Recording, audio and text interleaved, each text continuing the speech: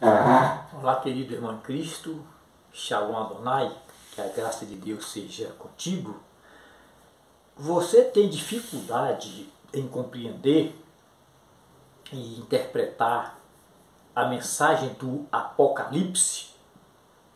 Existe uma dica aqui de interpretação importantíssima, que é a busca da etimologia da palavra.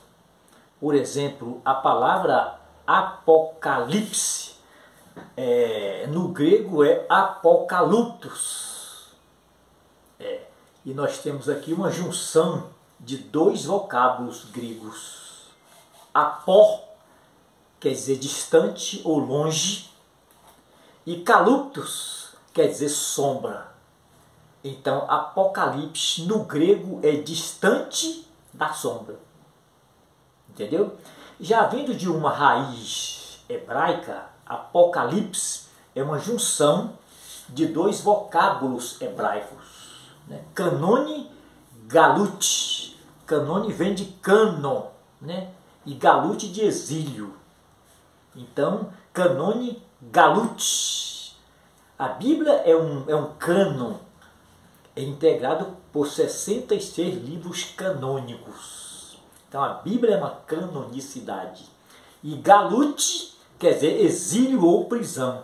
Logo, Apocalipse, vindo do hebraico, significa cano na prisão. Ou cano no exílio. E João escreveu o Apocalipse na prisão, no exílio. Venha comigo rapidinho. Deixe-me pegar aqui a palavra de Deus. Bem, no ano 98 a 100, mais ou menos, né? 98 a 100 da era cristã, João foi levado para uma ilha chamada de Pátimos. E nesta ilha, João escreveu o Apocalipse. Um imperador romano chamado Domiciano, um cara cruel, um cara sádico. Domiciano foi da segunda dinastia, né, da dinastia Júlio-Flaviana. E por duas razões, João foi exilado pelo imperador Domiciano para uma ilha que a Bíblia chama de Pátimos. É de Pátimos. Segundo os escritos do historiador do primeiro século, Flávio Jósefo, Pátimos era uma ilha perigosa, calcária, muito isolada, muito solitária, distante muito da civilização. E Pátimos era uma espécie de prisão de condenados pelo Império Romano. Aqueles que eram condenados ao banimento ou ao ostracismo eram levados para a ilha de Pátimos. E João, por duas razões, ele pregava a palavra de Deus, ele dava o testemunho de Jesus. Por essas duas razões, ele encontrou-se na ilha de Pátimos. E nessa ilha de Pátimos, ele escreve o Apocalipse. João não tinha a mínima possibilidade de se escapar dali, porque a ilha de Pátimos, segundo Flávio Jósefo, tinha uma localização geográfica muito bonita, porque ficava às margens do mar Ageu e do mar Mediterrâneo. Então João não tinha como sair dali. E segundo Flávio Jósefo, João já estava com 106 anos de idade, fisicamente bem debilitado. E ali ele ouve a voz de Deus e tem visão do Cristo triunfante, do Cristo ressurreto. E a voz de Deus penetra no mais profundo do cerne do ser humano. Aí leva a pessoa a vencer os seus conflitos interiores, os seus medos, as suas fobias, suas inseguranças. Entendeu? Você precisa ouvir a voz de Deus. E João, na ilha de Pátimos, ele ouviu a voz de Deus. Veja aqui, olha. Apocalipse capítulo 1, versículo 9. Eu, João, por causa do testemunho de Cristo e por causa da palavra, achei-me na ilha de Patmos. E diz aqui o versículo 10. Eu fui arrebatado em espírito no dia do Senhor e ouvi por detrás de mim uma voz como um barulho de muitas águas, uma voz como de trombeta, noutra tradução. E a voz dizia o seguinte: João, o que que tu vês? Escreve. João viu 7 igrejas do Apocalipse. Havia uma província romana chamada Ásia Menor. Ásia Menor. E esta província romana era uma região do continente asiático e europeu. E nesta província romana tinha várias cidades. E o Apocalipse nos mostra que 7 cidades da Ásia Menor. E João recebeu a incumbência de escrever as 7 igrejas. E nós temos aqui, olha, igreja de Éfeso, de Esmirna, Pérgamo, Tiatira, Sardes, Filadélfia e Laodiceia. E essas 7 cartas que João escreve não são aleatórias. Elas têm um propósito. E o propósito é um prenúncio da periodicidade da Igreja de Cristo. Cada igreja representa um período histórico distinto da Igreja de Cristo. Aí João começa a escrever as 7 cartas, as 7 igrejas da Ásia Menor. Mas João virou para ver quem falava com ele. E ao virar, ele teve uma visão do Cristo ressurreto, do Cristo triunfante. Ele escreve a igreja de Éfeso, que foi a igreja do primeiro século. Uma igreja emblemática, uma igreja clássica, deixou diretrizes, diretrizes para a construção de uma espiritualidade saudável, sustentável. A igreja de Éfeso foi uma igreja resignada, uma igreja corajosa, mas em alguns momentos um grupo dessa igreja perde o primeiro amor. Aí vem a mensagem de correção. Porque deixaste o primeiro amor. Lembra-te de onde caíste. Então alguns irmãos ali caíram, porque a mensagem aqui é de correção. É isso, é de correção. Lembra-te de onde caíste. No ano 100 da era cristã, termina a igreja primitiva apostólica. É isso? Primitiva apostólica. Aí vem um outro período da história da igreja. João escreve a igreja de Esmirna. A igreja de Esmirna está logo aqui no capítulo 2, versículo 8 do Apocalipse. Essa igreja foi pastoreada por um pastor chamado Policarpo. Esse cara foi um herói, foi um gigante. Ele foi martirizado, mas não negou Jesus. Só que o martírio dele não foi praticado por Domiciano, já foi por outro imperador, o imperador Trajano, de outra dinastia, da 3ª dinastia, a dinastia Nerva Antonina. E essa igreja de Esmirna foi uma igreja muito perseguida, muitos irmãos morreram no Coliseu, na fogueira, entendeu? Mas veja aqui a mensagem para essa igreja, olha, conheço as tuas obras, a tua perseverança, a tua fé, a tua paciência. Tu dizes que és pobre, mas és rica. Então observa que a igreja tinha muitas virtudes. Mas naquela igreja havia ali um grupo que não estava andando de acordo à vontade de Deus. A vontade de Deus. Ali havia um grupo que Cristo chamou de sinagoga de Satanás. Palavra pesada, né? Marina? Palavra pesada, sinagoga de Satanás. Alguns eruditos, alguns intérpretes eruditos, acreditam que seja uma referência a dois altares. Um em homenagem ao deus Zeus e outro em homenagem ao imperador romano, né? Ao imperador romano, que seria, no caso, o imperador Trajano. Trajano.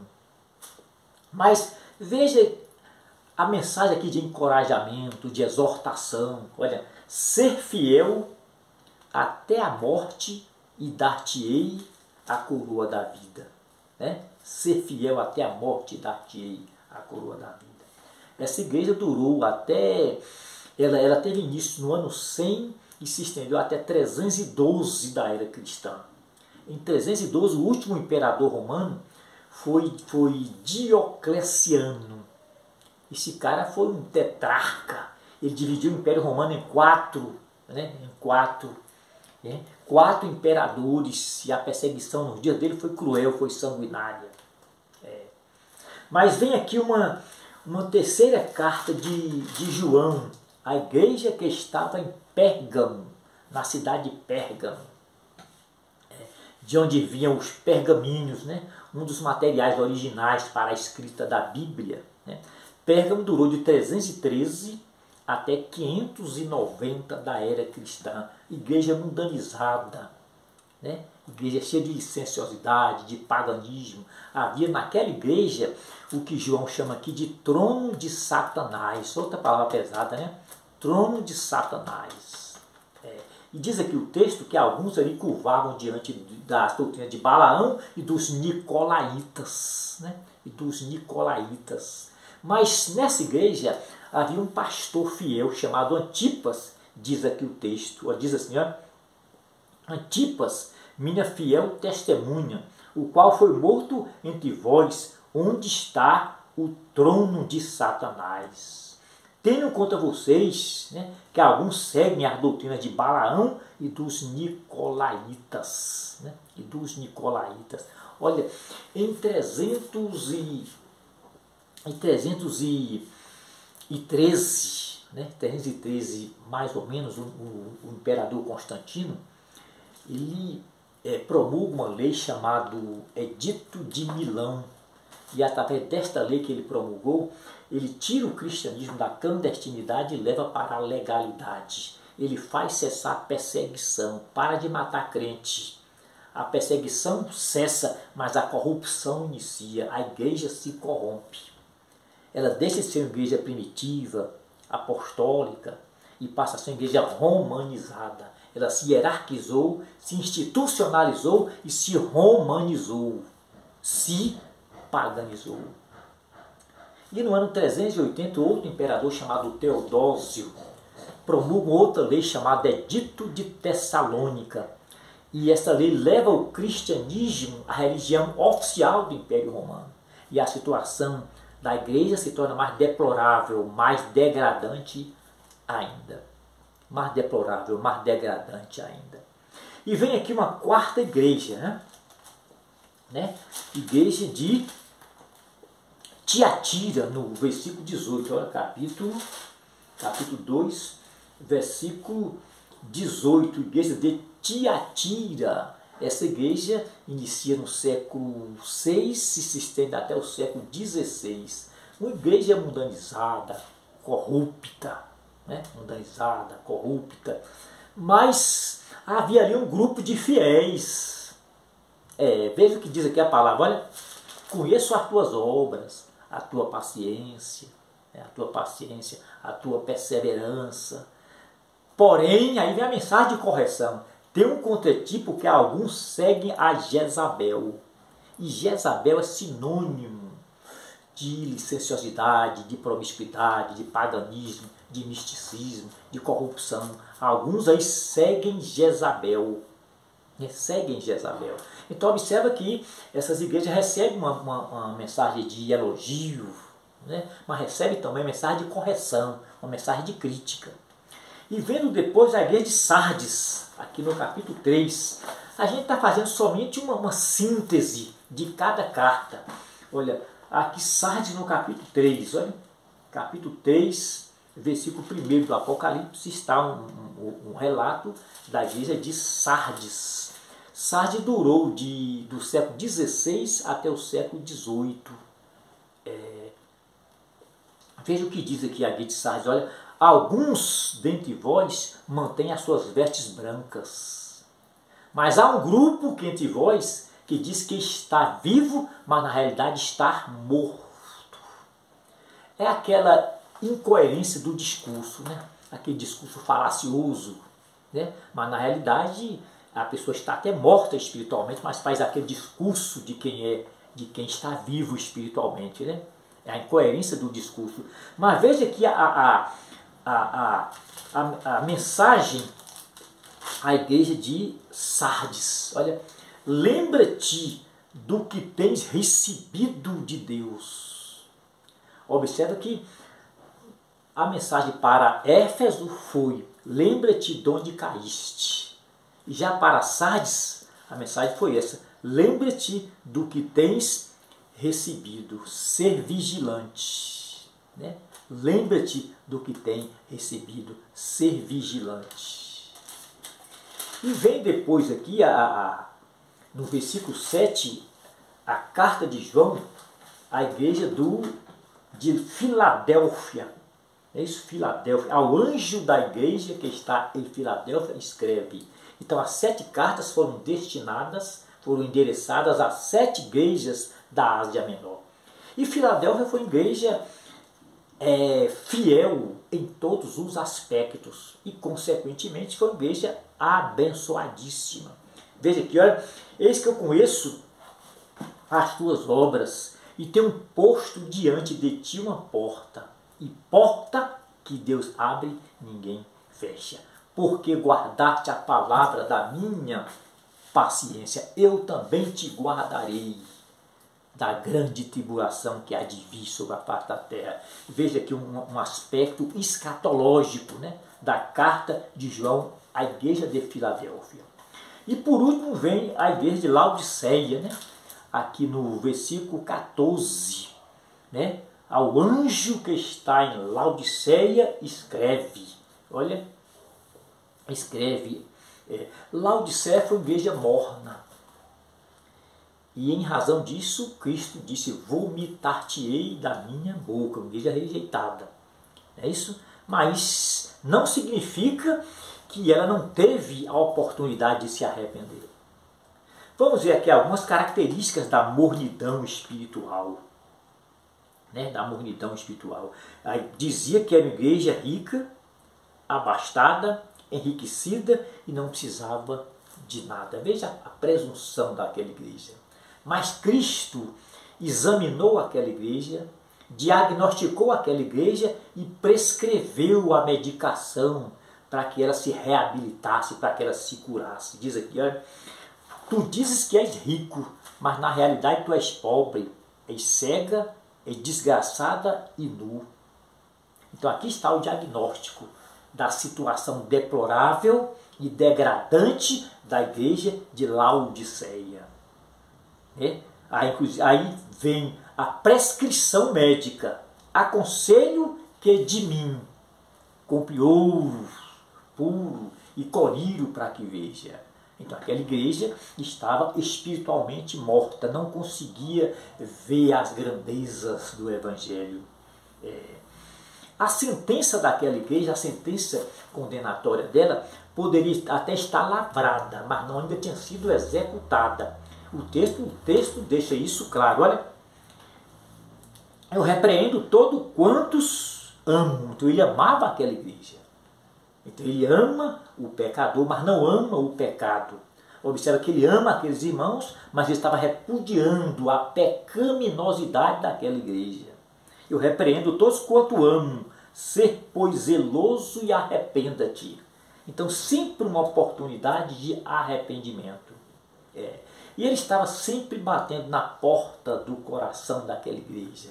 Eis que eu estou à porta e bato. Se alguém ouvir a voz e abrir a porta, eu entrarei, terei comunhão com ele e ele comigo. Veja aqui o respeito ao livre-arbítrio. Não é bater porta no sentido literal, porque o sentido aqui, a linguagem aqui é figurada. A expressão aqui é metafórica. Eu bato metaforicamente na porta do coração. Se abrir voluntariamente, sem ser coagido, eu entro, terei comunhão com ele e ele comigo.